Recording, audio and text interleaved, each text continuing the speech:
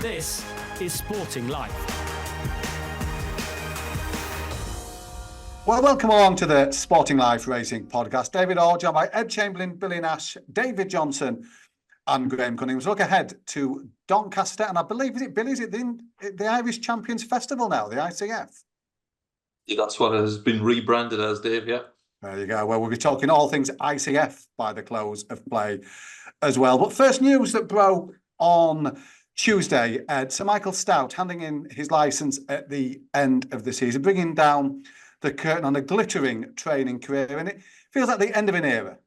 It does. Not unexpected, it must be said, but definitely the end of an era and a true great. I don't think there can be any argument of that. You only have to look at his longevity. Quite extraordinary, Audie. 5 decades of training winners of every kind of race, from derbies and Breeders' Cups to a champion hurdle.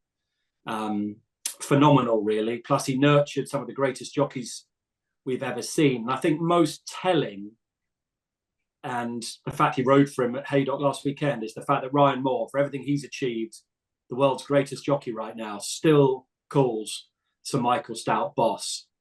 I think that tells you an awful lot. And Jamie Carragher always used to say, and I've mentioned it here a few times, if you want everyone to love you, all you have to do is die or retire. And I'm not going to paint Sir Michael as being a complete angel, because as GC in particular will know, and you probably do, Audie, as well, he can be very difficult, very tricky at times. And as an interviewer, you're always trying to put your victim, if you like, at ease. And the only way I ever succeeded with Sir Michael was to talk about cricket. He just loved talking about cricket. Get onto racing and he wouldn't help at all. But when he talked about cricket, he was great fun. And he could be very tricky at times, with a streak of madness at times as well. But my goodness, that's some CV he's got, isn't it? And he's enriched all our lives. If you're a racing fan, he's enriched your life at some point. They've been cameos recently, haven't they? With Desert Crown and the Derby being the obvious example. But back in the day, he was the star player, really, along with Sir Henry Cecil. And 1981 is a year I often refer to. 1981 is a year that shaped my life, I think it's fair to say. It's a year that had everything from a royal wedding to Brixton riots and IRA. What was it called when they didn't eat? Hunger strikes, wasn't it? Yeah. And in sport, it was the most extraordinary year as well. When you think of Aldeniti's Grand National, you think of Botham's Ashes, and then you had Shergar. And that's the year I fell in love with racing. And with Shergar, one of the greatest we'll ever see, the key man pulling the strings there was one Sir Michael Stoute. So it is the end of an era and a true great. And David, Shergar's the sort of horse that would define most careers, but not the case in Sir Michael. It's just a stream of top-class horses to his hands. Yeah, there's so many that you could mention, isn't there? And obviously the one that springs to my mind is Harbinger, and that brings Sir Michael Stoute into, he's the only trainer who's ever trained more than 2 horses, or who has trained more than 1 horse, sorry, to break through that 140 barrier on the time form ratings. And yeah, the list is endless. And I think, you tend to pick out the favourites from that era that you like best. And I mean, one that I like to talk about, and I think he goes so far under the radar, is King's Best. And we're so lucky nowadays that so many of these races are available at the touch of a button on YouTube. And if King's Best was before your time, or if you've not seen it for a while, get on YouTube and watch it, because the turn of foot that he shows to win that Guineas, and it was Giant's Causeway that he was beaten, and he beats him 3.5 lengths. And like I say, just go back and watch it and think back to what Giant's Causeway did that season. The only other times he lost at races was by less than half a length, and he was just no match for King's Best that day. And yeah, I think Ed sort of sums it up quite well. And I think he's just sort of a man of his era almost, is Sir Michael, and that made him quite difficult for some of the press towards the latter end of his career. But I think, when you watch some of the interviews that he do with Lydia Hislop, I think in particular, you could see that they enjoyed sparring against each other. Lydia knew that she was going to have to work hard, but I think Sir Michael almost enjoyed the fact that he was being pushed harder than what he would normally. And I think, a top-class trainer that, what he's achieved, it stands the test of time and will do for a long, long time. And GC's been there, I mean, through our working careers and on the international stage as well. Very few made the impact he did in various jurisdictions. Absolutely. Europe, obviously, America, Hong Kong, Japan, 2 Japan Cups. David makes a good point. Lydia was like Colombo with Stoute. Just one more question. And you can see he was literally, physically trying to get away. So turning it away, wouldn't he? Yeah, she would come in with one more and good questions. And that's the thing about him. You ask him a good question, he'll engage. Ask him a bland one. And he was brusque. Ed touched on it. It was weird in the, not saying the early days, but when I first started on the track, he was brusque, borderline rude with a lot of the press pack, and they used to lap it up like mother's milk.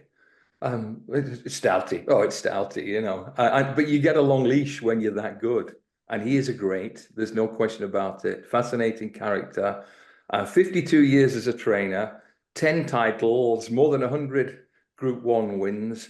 Now, 82 or 84 Royal Ascot winners, depending on who you read. I think the Racing Post have 82. Dave Ord, in his informative sporting life piece, has 84. So it's a terrible job by one of you. But other than that, Ed touched on another intriguing thing: how these people, these legendary figures in racing, they touch your lives in interesting ways. Now, David, I don't know whether this is still part of the deal when you try and join Timeform, but when I tried to join in the summer of 1986, Reg Griffin was MD, and it was a pretty stringent interview process. And then they asked me to write an essay on Sonic Lady, who was running rampant through the big mile races at the time: 1,000 Guineas, Coronation Stakes, Sussex Stakes, Pre-Morney. And I thought, well, this is the deal breaker. I better make a good job of this. So salute to my pal, Jack Wilson, at the time, who gave me a few little hints. And that's what got me the job at Timeform. And you just wonder which way your life might have gone otherwise. So a fantastic trainer, a very unusual character, and not always the most easy to deal with. But his record is absolutely staggering. It really is. And David, just before I move on, 2 or 3 2-year-olds this season, just of late, from the Stoute team coming out, looking really interesting prospects. We've no idea what's going to happen to Sable moving forward. We don't know where they're going to end up, but there was ammunition there for 2025, seemingly.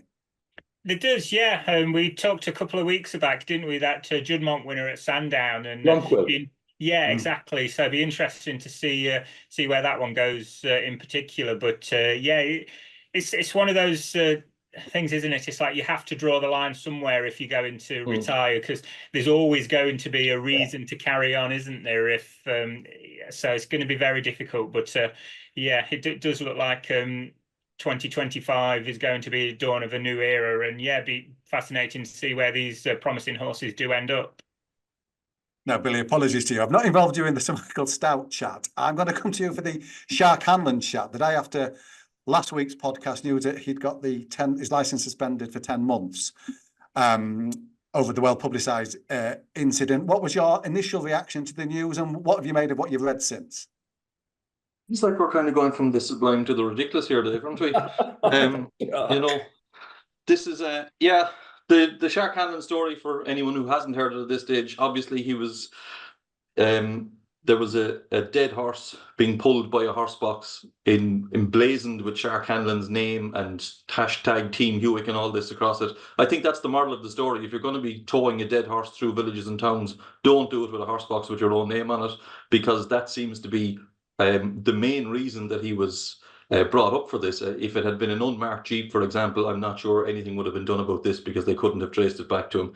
Anyway, he has lost his license for 10 months. That might, with mitigation, come down to 5, with, good behaviour, shall we say, and various other things. He might get it back after 5 months. It sounds like he probably will.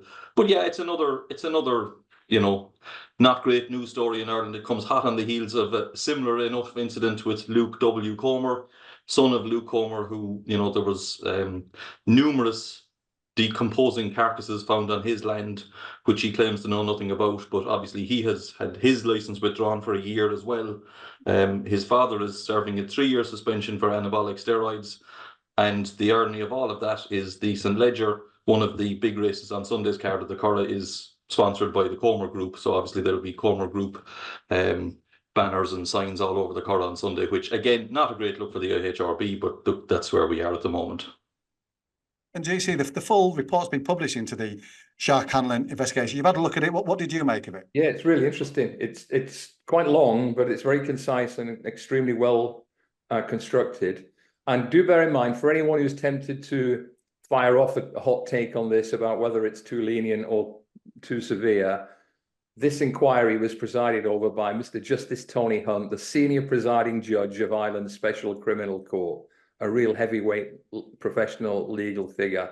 And various bullet points pulled out that the Shark misled officials on various important points: who secured the tarpaulin, who was driving the box, when the tarpaulin was recovered, etc.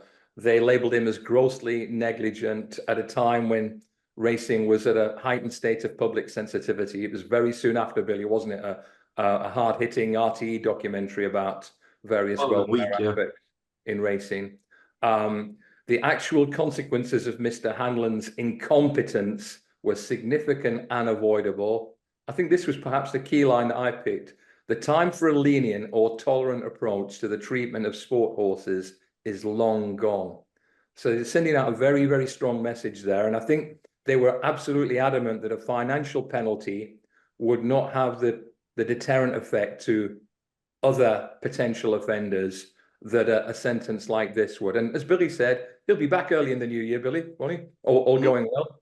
So it's not a career ender for Shark Hanlon, but it does send out a significant message to the rest of the industry that blatant incompetence, negligence, call it what you will, in cases like this won't be tolerated without a suspension of your license.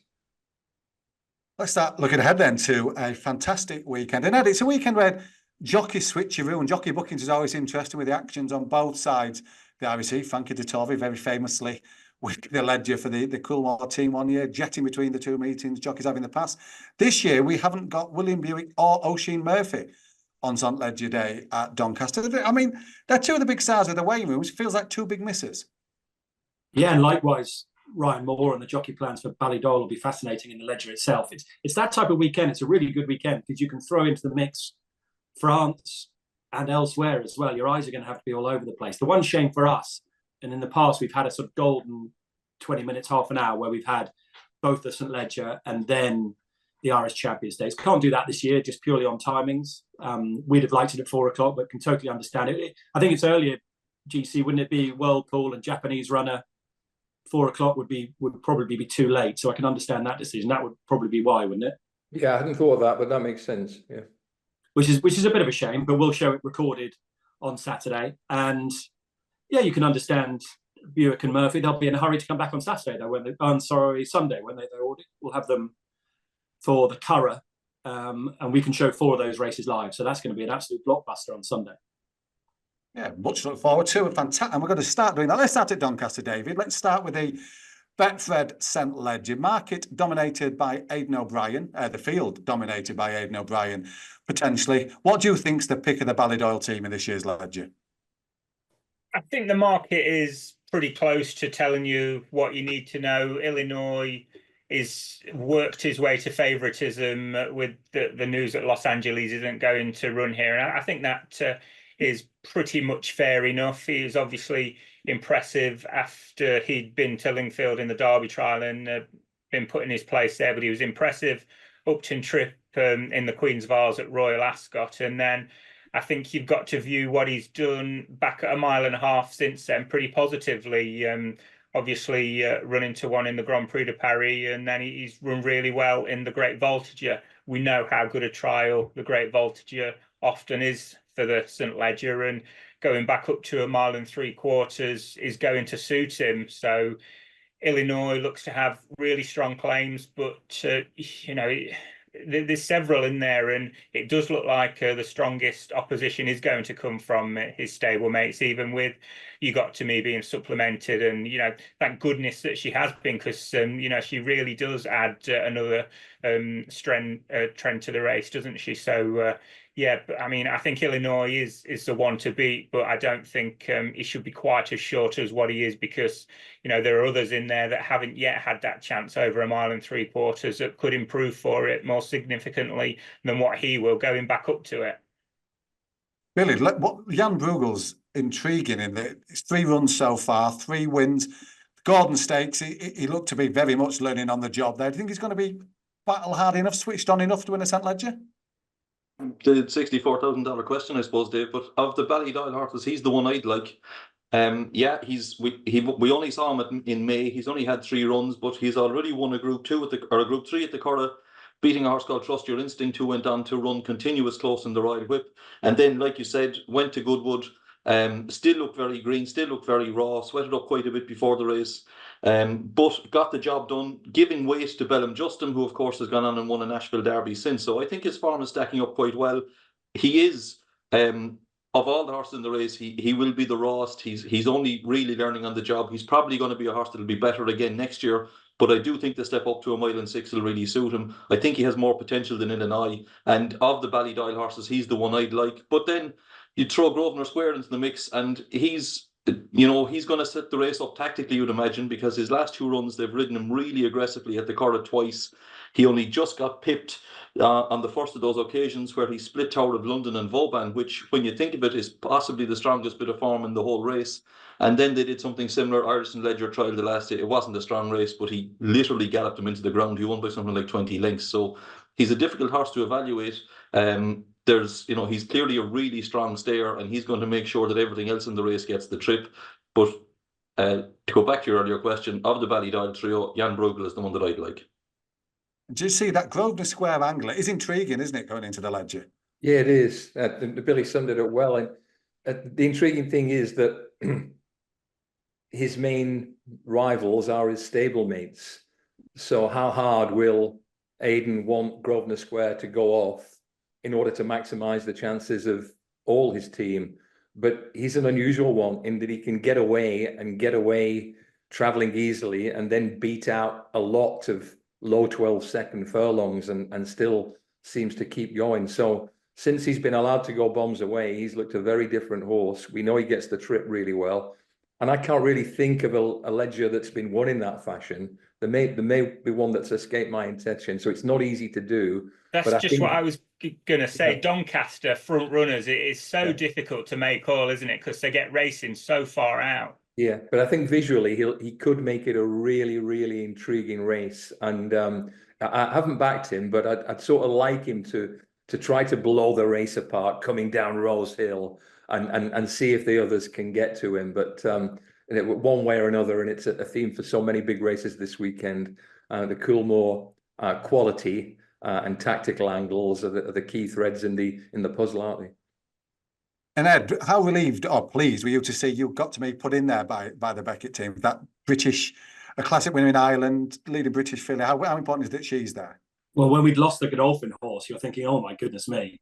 So David's absolutely right. She adds a lot to it, and thank goodness, because without her, it would look pretty bleak, wouldn't it? I think it's an interesting little race now. No more than that. It's an interesting little race. There's going to be an interesting few minutes, Audie, before the off, what happens in the market, what happens with these Ballydoyle horses, we'll learn an awful lot.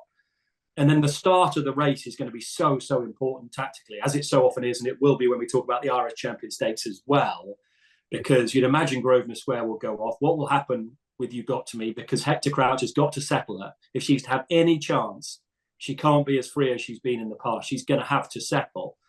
And Jan Bruegel, the thing that puts me off him is I thought Ryan Moore was sensational on him at Goodwood. Absolutely sensational of him, because he was big, raw and gormless that day, and Ryan got hold of him and taught him. And it'll be interesting to see who's on board on Saturday, because they'll have a big job on their hands.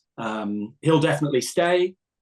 I'd love to see David Manussier's horse Sunway run well. He's hit the bar so often in classics and Group 1s. That would be probably the best story in the race. But that few minutes beforehand, Audie, what happens in the market with these Ballydoyle horses? Because they don't often get it wrong. And I think it's very, very hard to choose between those three. It's also intriguing now that Beckett's thrown You Got To Me in. It brings back memories of the Simple Verse Ledger, remember, with the nip and tuck duel with, can't remember the name of the O'Brien horse, but I remember the pictures of the Stewards' Inquiry back in those days. And I've never seen a more polished advocate in the stewards' room that day than Cole McDonough. Remember him, Billy? He was like Perry Mason. He knew the rules inside out. He presented his case really urgently and persuasively. And didn't he get it in the steward's room? And then Simple Verse got the race back on appeal a few days later. So maybe a bit of drama like that for you, Ed. Have that Simple Verse and Colm O'Donoghue. Oh yeah, we've used that. We've used that just in case. It's amazing though that in the last 30 years there've been 22 fillies in the Ledger, and that's the only winner. Some good fillies beaten Ram Rumours and so on. Quiff. Remember Stoute's horse? Yeah. Quiff was a very short price when she was second. I backed her that day. Yeah, Rule of Law won for Godolphin that day. Yeah, Larty Dar. There's plenty of them, so it just shows the task. Look, Beckett had an Oaks winner beating in it. Was it Look Here as well? Yes. Yeah. It's an interesting legend. David, just a line on Sunway. Ed brought him hope. He's about top price 7-1. He's right in the mix in the betting. Is he sort of in the mix on the time for numbers? You give him a squeak? Yeah, he's in the mix on the time form numbers, like you asked there, and I mean, there's not a lot between them all. You got to me on 131, Illinois 130, Grosvenor Square 129, then down to Sunway 128, Jan Bruegel 127p. So it does look at a really open contest, and I think it comes down to Sunway as to what extent do you think that that Irish Derby is a real robust, strong piece of form, because that piece of form, I think, is about £8 or £9 in advance of anything else that he's done. And for me, it just looks a little bit rocky. I'm not sure how strong it is. So I think you'd have wanted Sunway to finish closer to the principles in the King George than he did, wouldn't you, to really believe that he's a proper Group 1 horse?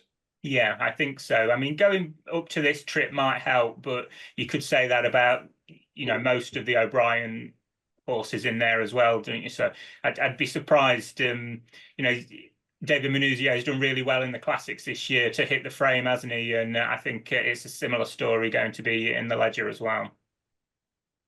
Let's head over to the ICF. Really good on a baseball cap. There must be baseball caps available over Dave, there. just before we go on from Donny, can I just put one up for the Portland? Oh, David, yes, please. Yes, please. But just really surprised to see the price of vintage clarets at around 25-1.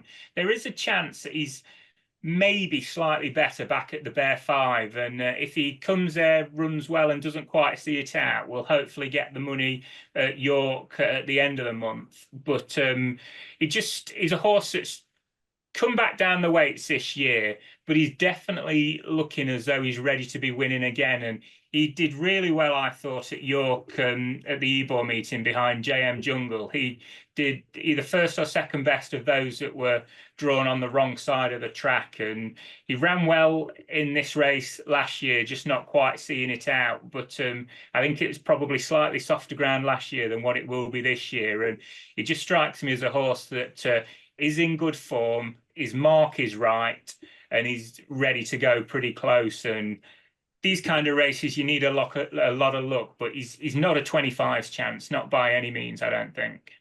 And let's talk about his stablemate Strike Red as well, David. I mean, you were on WhatsApp imploring Richard Fye to run him in a big handicap in Ireland. Is this one he's in at the weekend, is it? Is it the one at the ICF?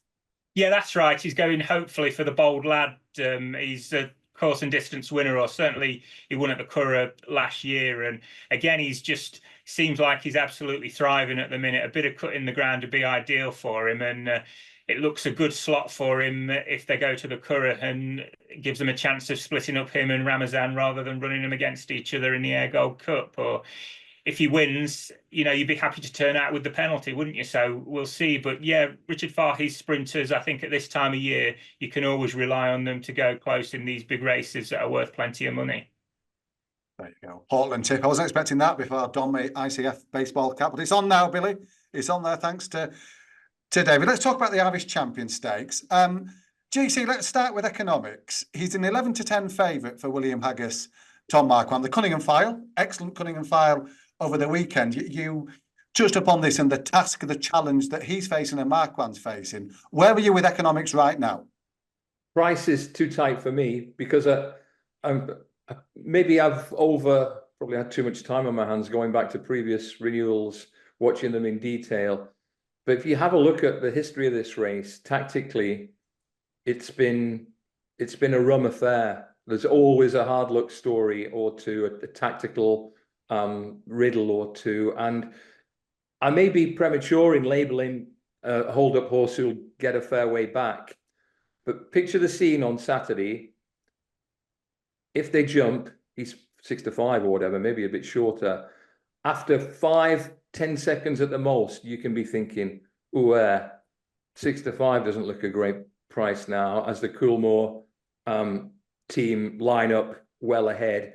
They tend to go out pretty quick, get them strung out, steady it up slightly. And it's a fairly short straight at Leopardstown, where it's difficult to make a lot of ground in a short space of time. And for all that he's looked a real high-class prospect, I think tactically, this is a big, big test for him, because he's going into the Lion's Den. And I assume there'll be 2 or 3 Coolmore horses, Ballydoyle horses at a minimum. And there's big, heavy-topped hold-up horse. And I think, would you agree or not, he's taken a little time to find full stride, certainly at York and then again at Deauville, where he took a little time before he got right on top. And I wonder if I think he might be the right horse for top Group 1 races, but I'm not sure this is the right race for him. Q's 6-length victory and him being highest rated turf horse in the world on Monday morning. But you're right. I think you've described that beautifully. At Deauville, it just took a while to wind up, didn't it? Get that big stride going. And he'll have to be coming on the long way home as well, Ed, because I think Coolmore will have taken the mortgage out on the inside.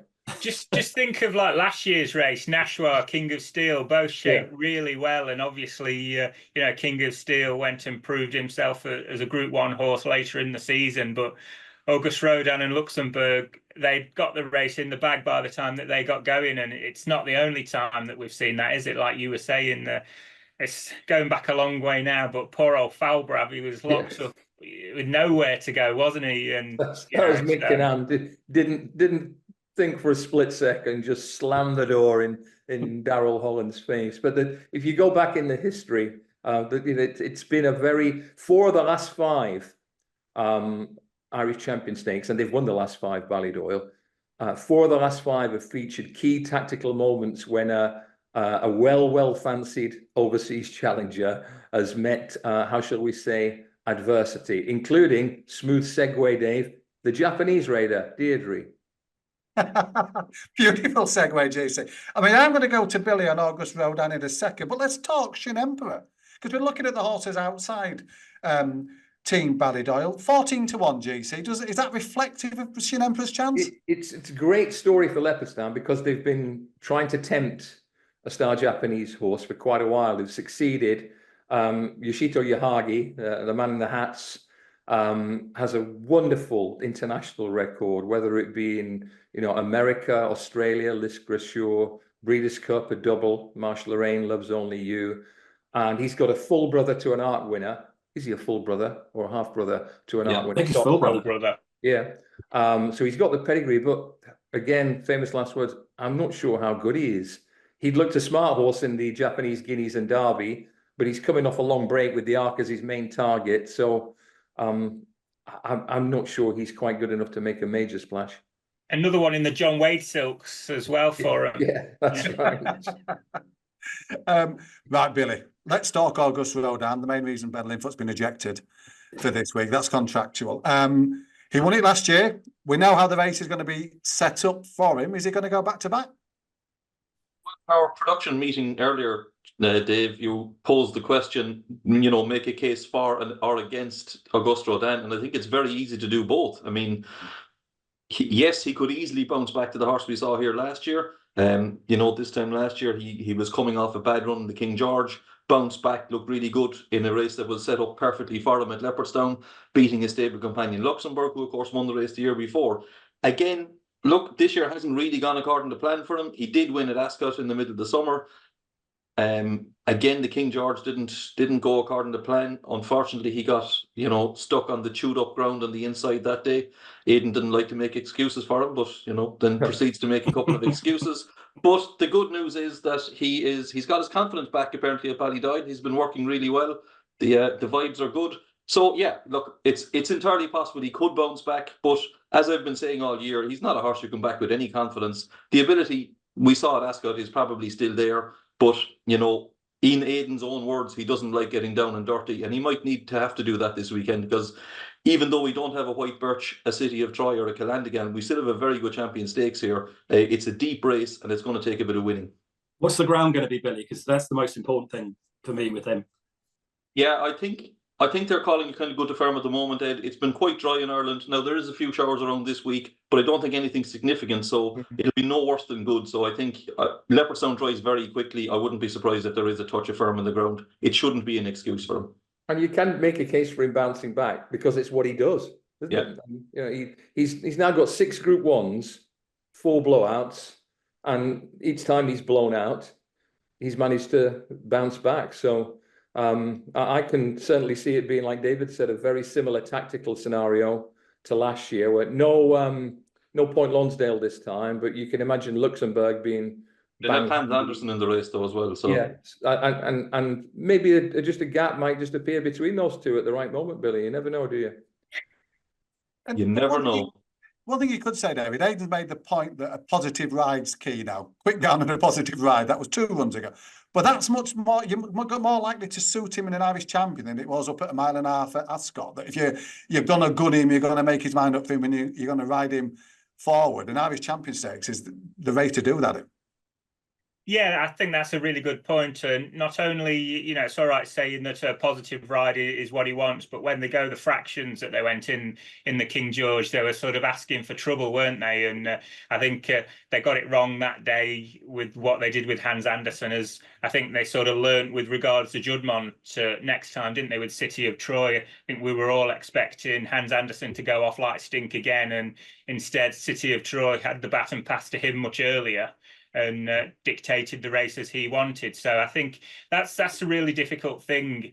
We can sit here and pontificate on how we think it's going to pan out, but they'll go out there with the marked deck and they'll have it pan out exactly how they want. And William Haggis, or more to the point, Tom Marquand, is going to have to react to that and react to it quickly rather than knowing what to do in advance. It's not reckless to speculate that come what may, this is highly likely to be Gus's final race in Europe, wouldn't you think? Because if he wins or goes really well, it looks like Japan Cup for the farewell.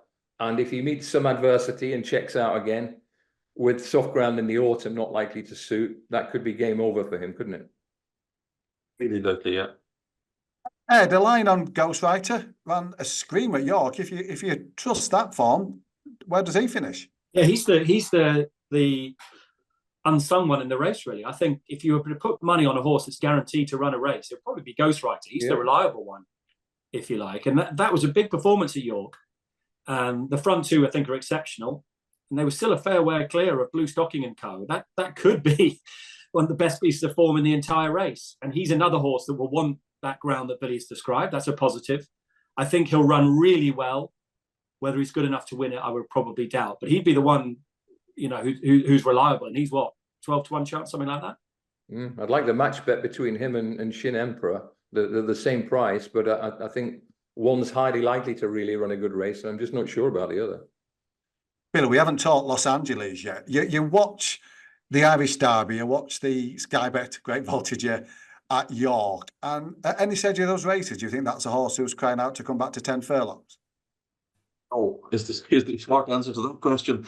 But he does add a fascinating extra element to this race, you know. Obviously, all year we've been talking about him as a potential Ledger winner, but Aidan had other ideas. And after York, it was fairly obvious that the Ledger had been put on the back burner, so to speak.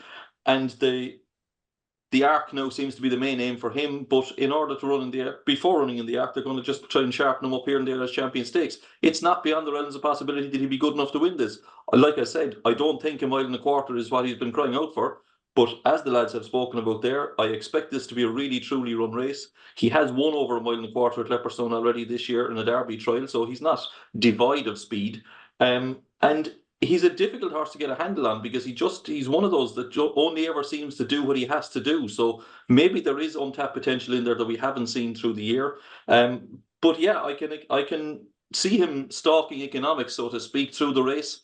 And you know, if he's good enough to go past him, then maybe he will. But he does add an extra element to a fascinating race, as does the French horse that we haven't spoken about at all. I'm hoping he comes as Metropolitan, who is the complete opposite to Los Angeles, who's coming back in trip. Metropolitan is going up in trip, having won a French Guineas, placed in the St. James's Palace, second to Charon in the Jack LeMarwa.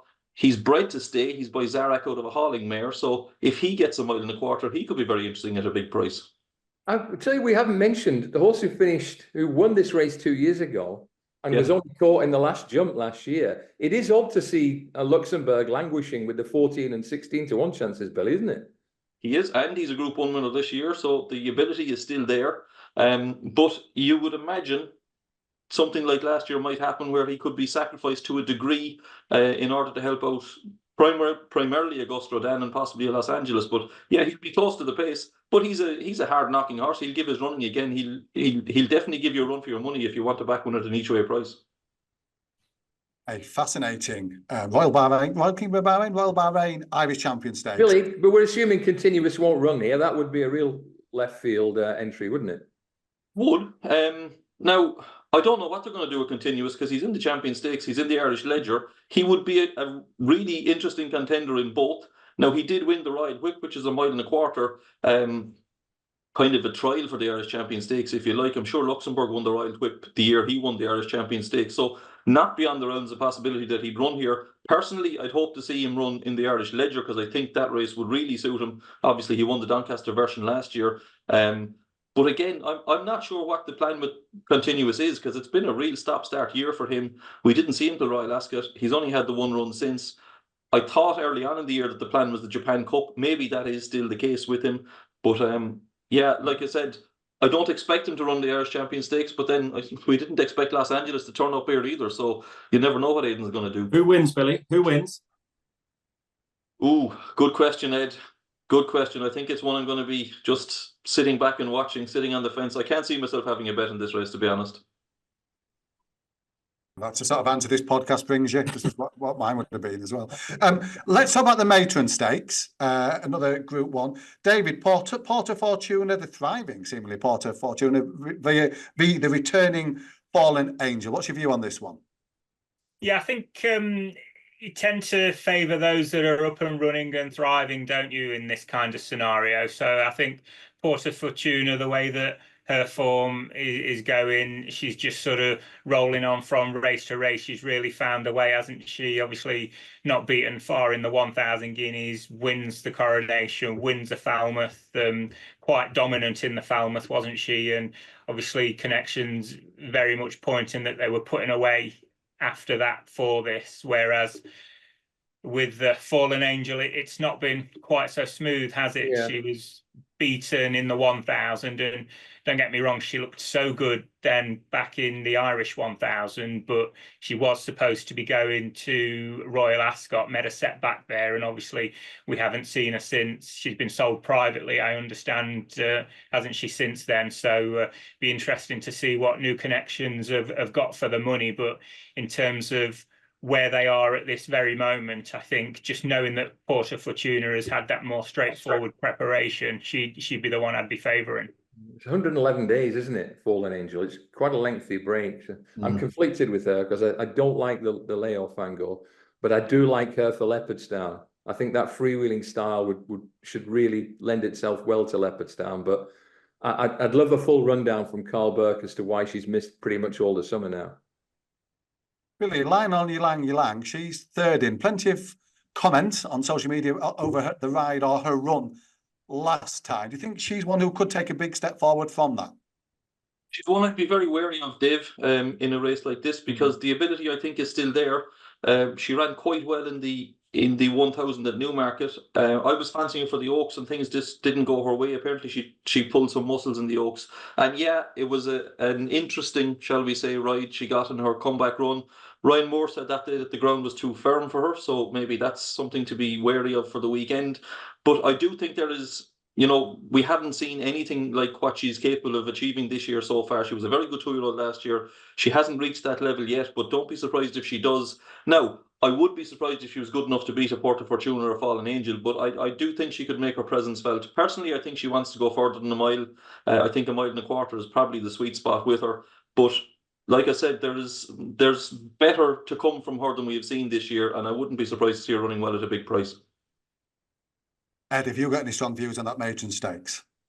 I'd rather go with Porter Fortuna over Fallen Angel. One's got question marks to answer. One is so reliable. So I'd be in the Porter Fortuna camp, I think. Yeah, Can I ask Billy about? I think it's Willie McCreary. trains almost exclusively fillies. And I think his one Group 1 win came in this race 10 years ago with Fiersolana. And this Jancis, Billy, I know she's in way deeper, but she's looked a really good filly twice at Leopardstown, hasn't she? Yeah, glad you asked me about her, because she is a fascinating contender. Willie has two fillies in this race. He has Vespertilio, who of course was placed in a French Guineas, I believe, at the start of the year, and had good 2-year-old form last year. And Jancis, who we didn't see until early in the year, she's only had 2 runs, both at Leopardstown, both won very impressively in very similar fashion, coming from well off the gallop with a really telling turn of foot to get up and win quite easily. Now, she has plenty to find on the book. She has, just looking at time form ratings, she has about £12 to find a Porta Fortuna, which is quite a lot. But she has only had 2 runs, and she is very, very progressive. So there's loads of ability in there. Whether she'll be able to do it this early, I heard Willie McCready in an interview last week talking about the fact that he thinks she's going to be even better next year. So there's, it's a big ask stepping up into Group 1 company after 3 runs. But she is very talented, and again, she's a really interesting contender. I would assume Billy Lee will ride her over Vespertilio, and if he does, then I wouldn't put anybody off her. I'll put it that way. Let's talk about the Flying Five now on Sunday. Billy, somebody was telling me the other day that Irish Group race sprints now, the prize money is in pounds rather than it makes it easier for the transfer afterwards. I don't know if there's anything that. If it's over a mile, it's in euros, unfortunately. No, the sprint's the main division. I've always said that.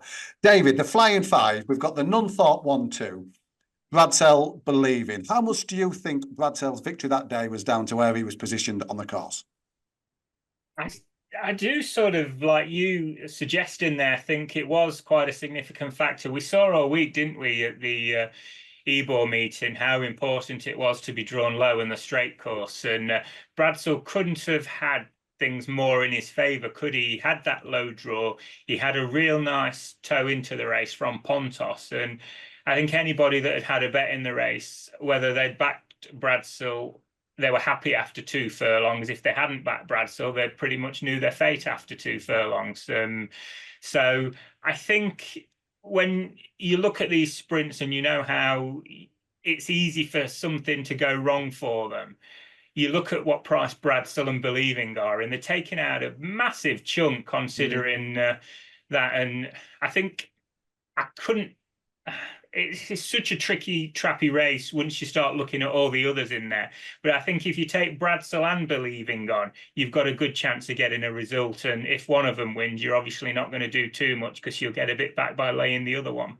Audie, I think Believing's got a massive chance here. If you watch it back, she was drawn in 13 and Big Evs was in 14. And Big Evs, who's so reliable normally, never stood a chance from that draw. Never stood a chance. And she's run an amazing race from 13 because High did nothing all week. And another 50, 75 yards, she'd have won. And I think she'll beat Bradsell this time. I really do. And she's got the Curragh form, hasn't she? Exactly. The track will suit. Adele said she'd follow Believing wherever she went next. It could have been the Haydock Sprint Cup and gone up in trip, but they've decided to go here. She's a huge player of turning that round. I thought that was a remarkable run from 13 when no one else seemed to be able to do it from High at York that week.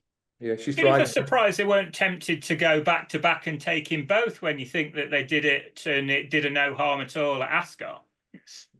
It's 14-1 bar 2. I could make a small case for Kurdos as a place player. He's not got a massive amount to find with the big 2 on his best form. His Temple Stakes form looks pretty good. He ran well at Royal Ascot, pretty well at Goodwood. So if you're looking for one, and these sprints, we saw another big sprint at Haydock last week. I think first 5 home were 5 of the 6 lowest rated horses in the race in the Haydock Sprint Cup on BHA figures.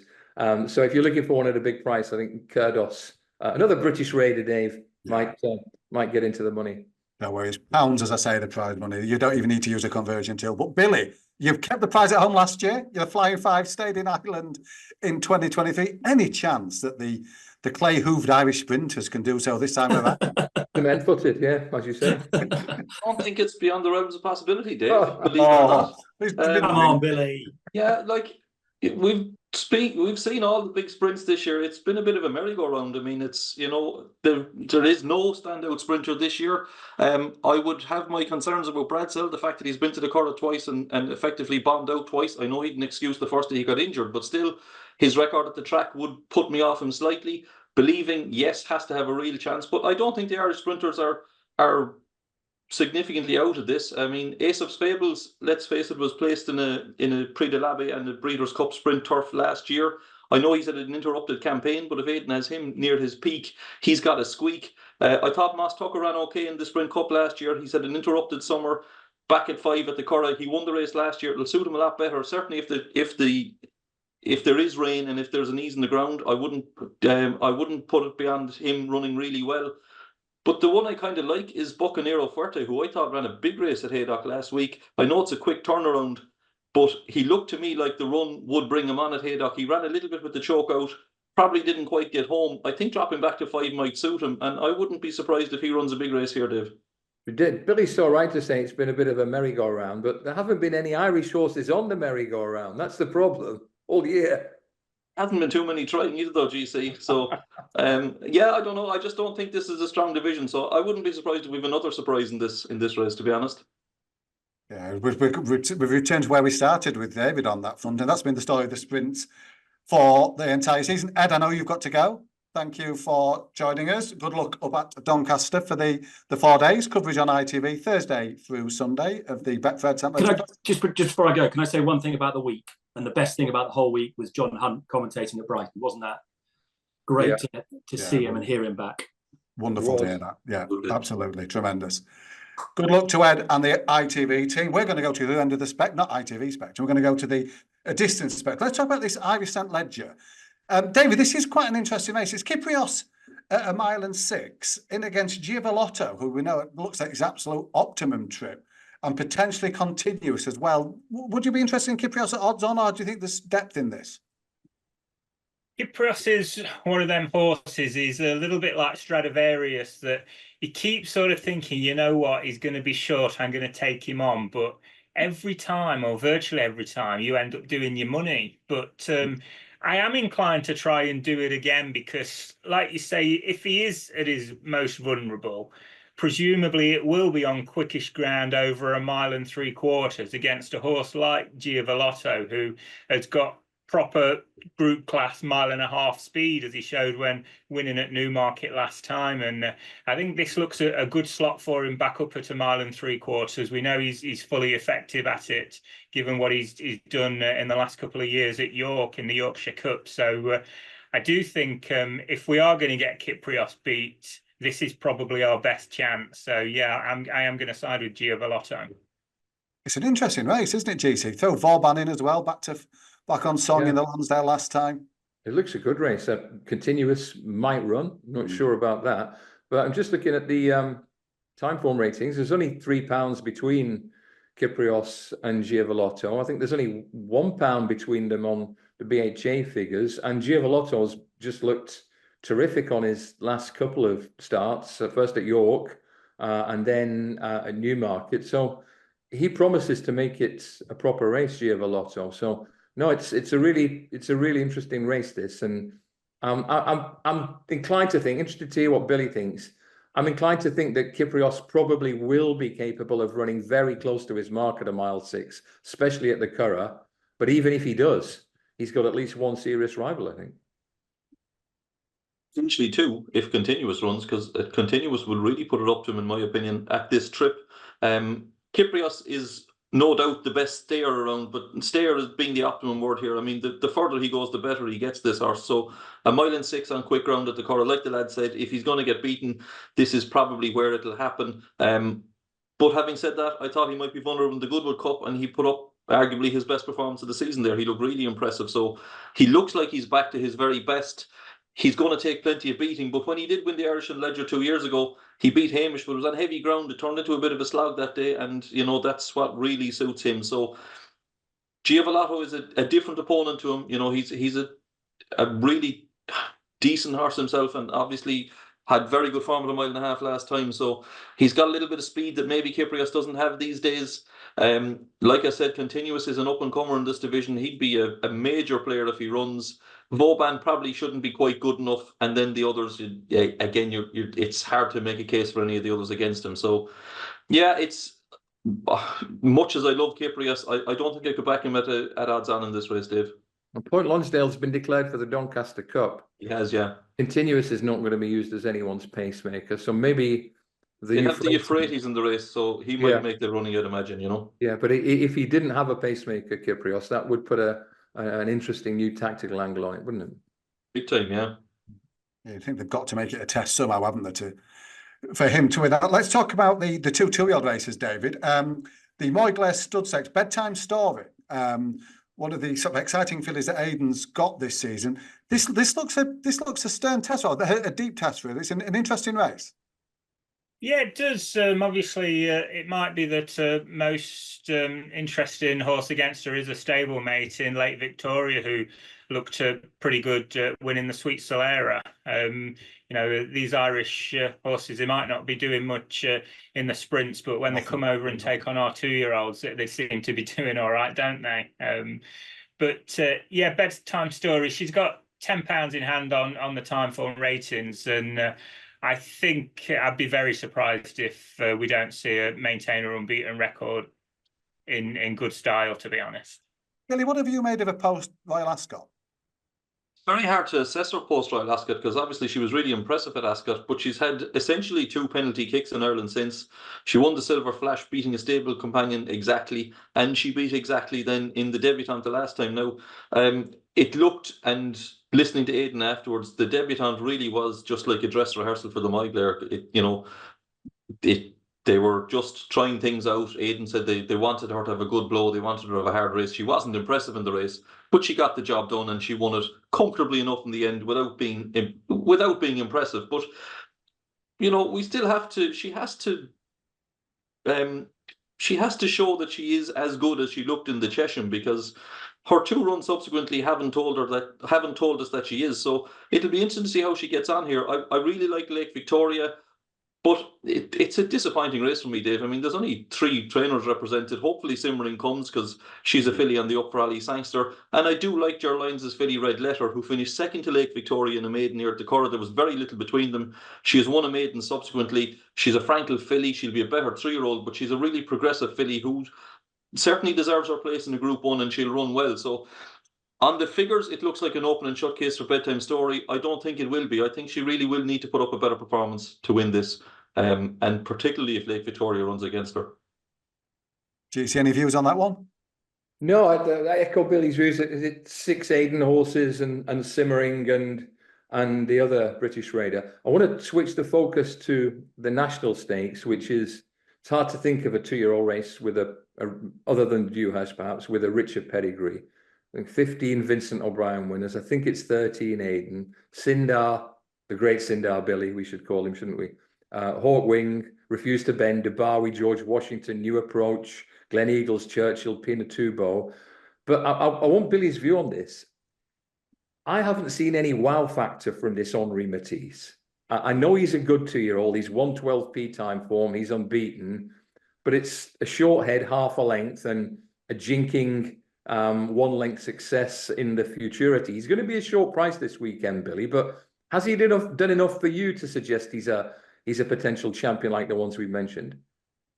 Probably right. There hasn't been a wow factor yet, but I think it's in there, GC, and I think it might come out this weekend. Personally, I think we've only seen a fraction of what this horse is capable of. Right. He won his maiden over 6, got up in the last stride. He won a group race over 6, got up in the last stride. And the last day, stepping up to 7, for the first time, he looked like he was going to win easily, and then got to the front and was very, very green. Almost got rid of Ryan Moore by jinking out to his left. I think he just... it just showed how much ability this horse has. He did have a £3 penalty as well, didn't he, that day? He did, yeah. And that he could recover and win relatively comfortably, having done that. I think this horse has buckets of ability, and I'm hoping we'll get to see it at the weekend. I'd be stunned if he gets beaten in this race, to be honest. I think he's the banker of the weekend, and I'm expecting him to win well. I like that, because it's a Whirlpool race. I've got the forecast option here, I think. Seagulls 11, one of the British Raiders, Hugo Palmer horse. I think he's by big, good-looking horse by Galileo Gold. And I think he came up against a good one in the Superlative Stakes. I think Ancient Truth is right up there with the best of the Godolphin 2-year-olds. And he couldn't beat him, but he was clear of the rest. And I think he's getting better, that horse. So I think we might have two interesting ones there. Just on the British horses in that, there's 3 entered, Seagulls 11, Amorai City and Wolf of Badenoch. They're also in the Champagne Stakes at Doncaster as well. Oh, wow. So Hugo Palmer's got a couple, Wolf of Badenoch and Seagulls 11, so he'll presumably split them up. But whether all 3 Brits come for the National Stakes, I'd be a bit surprised.